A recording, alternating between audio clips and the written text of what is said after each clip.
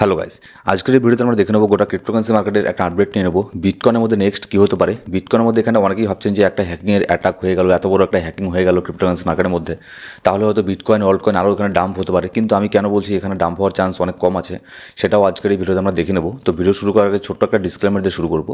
যদি এখন বর্তমানে ক্রিপ্টোকারেন্সি মার্কেট এখানে দেখি, বর্তমানে কিন্তু বিটকয়েন তো ঠিকই আছে, ঠিক আছে, বিটকয়েন কিন্তু এখানে পাম্প হচ্ছে, কিন্তু অল্ট কয়েনের মধ্যে সেরকম কোনো এখানে পাম্প আমরা এখনও পর্যন্ত দেখতে পাচ্ছি না। কেন এখানে অল্ট কয়েন পাম্প হচ্ছে না, কখন অল্ট কয়েন পাম্প হবে, সেটাও আমরা দেখে নেবো। এবার যদি ক্রিপ্টোকারেন্সি মার্কেটের এখানে ফিয়ার অ্যান্ড গ্রিড ইন্ডেক্স দেখি, বর্তমানে মার্কেটের এখানে ফিয়ার অ্যান্ড গ্রিড ইন্ডেক্স চলছে 49, ঠিক আছে।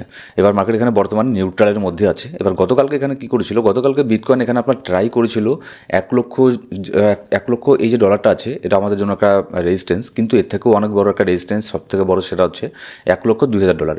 এবার বিটকয়েন ট্রাই করছিল যে 1 লক্ষ ডলারটাকে ব্রেক করে উপরে যাওয়ার ট্রাই করছিল, কিন্তু তখনই একটা মার্কেটের মধ্যে ব্যাড নিউজ চলে আসে। যদি এখানে আপনারা দেখেন যে 14ই ফেব্রুয়ারি বিটকয়েন ট্রাই করেছিল $1 লক্ষ মধ্যে যাওয়ার জন্য, কিন্তু সেখান থেকে পারেনি, সেখান থেকে ডাম্প হয়ে বিটকয়েনের প্রাইস পরবর্তীতে এখানে $93,000 এখানে চলে আসে। তারপরে এখানে বিটকয়েন অনেকদিন পরে গতকালকে ট্রাই করলো আপনার $1 লক্ষ ব্রেক করার, কিন্তু তখনই এখানে আপনার একটা মার্কেটের মধ্যে ব্যাড নিউজ চলে আসলো কি, যে আপনার গোটা ক্রিপ্টোকারেন্সি মার্কেটের ইতিহাসের মধ্যে সবথেকে বড় এখানে একটা ক্রিপ্টোতে হ্যাক এখানে হয়ে গেছে বাইবিট এক্সচেঞ্জের মধ্যে। $1.4 বিলিয়ন একটা হ্যাক এখানে হয়ে গেছে, ঠিক আছে। কিন্তু এখানে আমি এটাকে অতটা নেগেটিভ হিসেবে কেন এখানে দেখছি না, দেখুন, কারণ দেখুন এত বড় একটা হ্যাকিংয়ের অ্যাটাকের নিউজ আসার পরেও কিন্তু মার্কেটের মধ্যে তেমন কোনো ইম্প্যাক্ট এখানে পড়েনি। শুধুমাত্র হ্যাকিংয়ের অ্যাটাক না, এখানে আপনার যদি ইউএসের মার্কেটও দেখি, ইউএসের মার্কেটের মধ্যে কিন্তু অনেক পরিমাণে ডাম্প হয়েছে। 700 পয়েন্ট এখানে ডাম্প হয়ে যাওয়া ইউএসের মার্কেটের মধ্যে অনেক বড় একটা ব্যাপার, ঠিক আছে। তারপরেও কিন্তু বিটকয়েনের মধ্যে সেরকম কোনো এখানে ডাম্প এখানে তেমন আমরা দেখতে পারিনি। জাস্ট এখানে কুইকলি বিটকয়েনের মধ্যে 4% 5% একটা ডাম্প হয়েছে, তারপরে কুইকলি এখানে রিকভার করে ভি শেপের মতো করে উপরের দিকে যাচ্ছে। এবার মার্কেটের মধ্যে এটাই কিন্তু একটা ইন্ডিকেশন দেয় যে এখান থেকে মার্কেটের মধ্যে খুব একটা বড় ধরনের ডাম্প এখানে হবে না, ঠিক আছে। আর আমিও এটাই আশা করছি যে এখন বর্তমানে মার্কেটের মধ্যে খুব একটা এখানে ডাম্প হবে না। আর এখানে মার্কেটে যেহেতু আজকে আর কালকে এখানে উইকেন্ড থাকবে, যার ফলে এখানে মার্কেটে একটু বেশি পরিমাণে কোনো ভলিউম এখানে দেখতে পারবো না, যার ফলে কিন্তু মার্কেটের মধ্যে হতে পারে খুব একটা বেশি পাম্প করলো না, কিন্তু এখানে খুব একটা বেশি ডাম্প করারও চান্স এখানে থাকবে না। আর বাইবিটের মধ্যে যে হ্যাকিংয়ের অ্যাটাকটা হয়ে গেছে, তারা এখানে শর্ট আউট করে নিয়েছে, ঠিক আছে। তারা এখানে বলেছে, বাইবিটের থেকে বলে দিয়েছে যে এখন আর কোনো কিছু ব্যাপার নেই, তাদের যে প্রুফ অফ স্টেক আছে, সেটা আপনার প্রুফ অফ রিজার্ভ যে আছে, সেটা আপনার 1:1 এখানে অলরেডি আছে, সেটার তারা প্রুফও এখানে দিয়ে দিয়েছে। তো তারপরেও যদি আপনি রিস্ক নিতে না চান, বাইবিট থেকে ফান্ড উইথড্র করে আপনি যে এক্সচেঞ্জে ট্রেড করেন সেখানে নিয়ে যেতে পারেন। যেমন আমি এখানে একটা নো কেওয়াইসি এক্সচেঞ্জের একটা ইন্ট্রোডিউস করাবো আপনাদের সাথে, যার নাম হচ্ছে ব্লোফিন এক্সচেঞ্জ।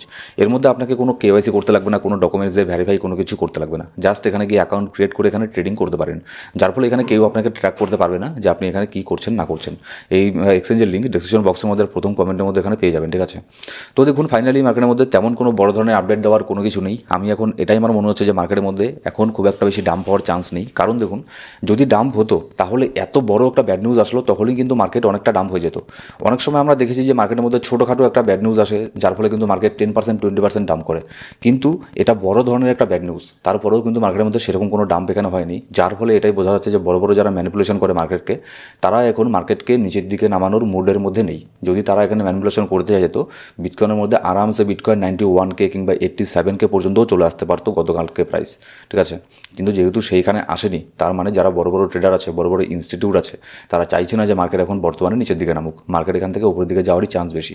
কিন্তু তার মানে এই না যে এখানে রকেটের মতো করে মার্কেট এখানে উপরে যাবে। এই 2 দিন মার্কেটের মধ্যে উইকেন্ড আছে, যার ফলে কিন্তু একটু ভলিউম কম থাকবে মার্কেটের মধ্যে। এই রেঞ্জের মধ্যেই বিটকয়েন এখানে থাকবে। বিটকয়েন আবারও ট্রাই করবে $1 লক্ষ এটাকে ব্রেক করে উপরে যাওয়ার ট্রাই করবে। যখন $1 লক্ষ ব্রেক করে বিটকয়েন $1,02,000 ওপরে গিয়ে স্টেবল হয়ে যাবে, তখন আমরা ফাইনালি দেখতে পারবো অল্ট কয়েনের মধ্যে বড় ধরনের পাম্প এখানে দেখতে পারবো, ঠিক আছে। তার আগে কিন্তু অল্ট কয়েনের মধ্যে খুব একটা বড় ধরনের পাম্প দেখতে পারবো না। হ্যাঁ, পাম্প হবে, ছোটোখাটো কিছু এখানে পাম্প আমরা দেখতে পারি। আর মার্কেটের এরকম ইনস্ট্যান্ট আপডেট জানার জন্য অবশ্যই আমাদের টেলিগ্রাম গ্রুপে গিয়ে জয়েন করে নেবেন। ডিসক্রিপশন বক্সের মধ্যে প্রথম কমেন্টের মধ্যে সব ধরনের লিঙ্ক পেয়ে যাবেন। Thank you so much guys.